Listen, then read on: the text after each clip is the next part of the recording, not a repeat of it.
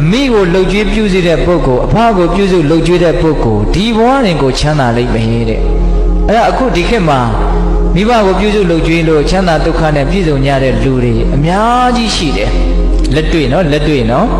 ဟိုဘဝကူးပြီးတဲ့အထိအကျိုးပေးမဆောင်ဘူးဒိဋ္ဌဓမ္မဝေဒနိယကံအနေနဲ့မိခင်ဖခင်တို့ကမှတိတက်နားနဲ့လိမ်မာတဲ့သာသမီဒီဘဝရင်ချမ်းသာတာရှိတယ်ဟုတ်ရလားပြီးတော့ဦးဇင်းတို့တရားမင်းဖြစ်စေတတ်တဲ့ကံဆိုပြီးတော့မြတ်စွာဘုရားမဟာလိကိုဟောထားတာရှိတယ်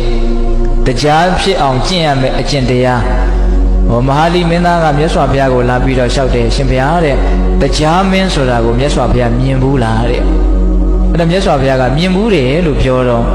အရှင်ဘုရားမြင်ဘူးတဲ့တရားမင်းကအတုအယောင်ပဲဖြစ်မယ်ထင်တယ်တဲ့ဘာလို့ဆိုတရားဆိုတာကတာမန်လူတွေမြင်ဖို့သိခဲရင်းတယ်ငါသူကတရားကိုဘုရားရဲ့မြတ်တော်အထင်ကြီးသေးသလားမသိဘူးသိလားအဲ့ဒီမဟာလိဖြစ်နေပုံကအဲ့ဒီမှာမြတ်စွာဘုရားကမဟာလိကိုပြောတယ်တရားမင်းကိုငါမြင်လဲမြင်ဘူးတဲ့တရားဖြစ်အောင်ဘယ်လိုလုပ်ရမယ်ဆိုတာလဲငါကောင်းကောင်းသိတယ်တဲ့တရားအကြောင်းကအကုန်လုံးသိတယ်အဲ့ဒီမှာတရားဖြစ်အောင်ကျင့်ရမယ်ကျင့်စဉ်ဆိုတာထဲမှာမိခင်ဖခင်ကိုကျွေးမွေးရမယ်ဆိုတာတစ်ချက်ပါတယ်ဟုတ်ရလားဒါဦးဇင်းတို့မိဘနဲ့ပတ်သက်ပြီးတော့စုဆောင်းထားတာလေးပေါ့လေပြီးတော့သုဝဏ္ဏသမ္မဇတ်ထဲမှာမိဘကိုပြုစုလုပ်ကြွေးတဲ့ပုဂ္ဂိုလ်များနတ်တွေကတောင်ဆေးကုတယ်လို့ဒါရိုက်ပါဠိတော်ထဲမှာဟောထားတာရှိတယ်အဲ့ဒါပိဿဘောသူတော်ကောင်းတို့ကိုယ့်ဘဝမှာအခက်အခဲအကျက်တေးတွေဆိုတာတစ်ခါမဟုတ်တစ်ခါတွေ့ရတတ်တယ်နော်ကျမ်းမာရေးအရာအမျိုးမျိုးသောအရေးတွေကြောင့်အရှင်မပြေတာတွေတွေ့လာရင်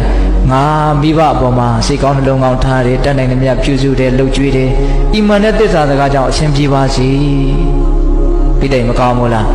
အေးကိုယ့်ဘဝမှာအစဉ်ပြေမှုတွေရနိုင်တယ်နော်နတ်တွေကတောင်ဆေးကုတယ်လို့ပြောထားတယ်ဟုတ်ရလားအေးပြီးတော့ဦးဇင်းတို့မင်္ဂလာတရားဖြစ်တယ်တဲ့မိဘကိုကျွေးသူပြုစုလုပ်ကျွေးတာဒါကတော့ပိဋကတို့အလုံးသိပြီးသားပါအဲ့တော့မင်္ဂလာဆိုတာဘာတုံးဆိုတော့မကောင်းမှုကိုဖယ်ရှားပြီးတော့ကောင်းမှုတွေကိုတိုးပွားလာစေတဲ့သဘောအဲ့ဒါကိုမင်္ဂလာလို့ခေါ်တာမဟုတ်လားအဲ့တော့မိဘကိုပြုစုလုပ်ကျွေးတယ်ဆိုရင်ဦးဇင်းတို့စိတ်ထဲမှာသဘောပေါက်တာကတော့တေချာပေါက်ဒီပုဂ္ဂိုလ်ဟာနောင်တအေးလိမ့်မယ်နောင်တရတဲ့အကြောင်းမရှိဘူးငါလှုပ်တဲ့လှုပ်ထိုက်တာကိုလှုပ်ခဲ့တယ်ကြည်နူးမှုဝါသမှုအပြည့်ပေါ့မိဘနဲ့သားသမီးရဲ့ဆက်ဆံရေးမှာသားသမီးတွေကအမြဲတမ်းမိဘကိုကျေးဇူးရှင်တယောက်အနေနဲ့ချစ်မြတ်နိုးမှုနဲ့ဆက်ဆံမယ်ဆိုရင်မိဘတွေကအထာထက်သာတဲ့မေတ္တာနဲ့သားသမီးကိုပြန်ပြီးတော့မတုံ့ပြန်မိဘူးလားငါသားသမီးလေးလိမ်မာလိုက်တာတော်လိုက်တာ